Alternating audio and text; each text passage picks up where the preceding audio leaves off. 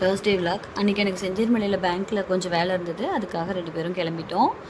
இப்போல்லாம் எப்போ ஊருக்கு போனாலும் கிட்டியை கூட்டிகிட்டு போகிறதுனால வண்டியிலே தாங்க போகிறது. பஸ்ஸில் போகிறதே இல்லை. ரொம்ப நாள் கழித்து பஸ்ஸில் ட்ராவல் பண்ண மாதிரி இருந்தது எனக்கு.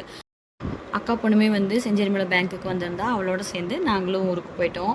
அக்கா வீட்டில் போய் சாச்சு விட்டுட்டு கொஞ்சம் ஈவினிங் வரைக்கும் ரெஸ்ட் எடுத்துகிட்டு போகலாம். ரொம்ப வெயிலாக இருந்தது. ஸோ வெயில் முடிஞ்சதுக்கப்புறம் ஈவினிங் கிளம்பலாம் அப்படின்ட்டு போயிட்டோம்.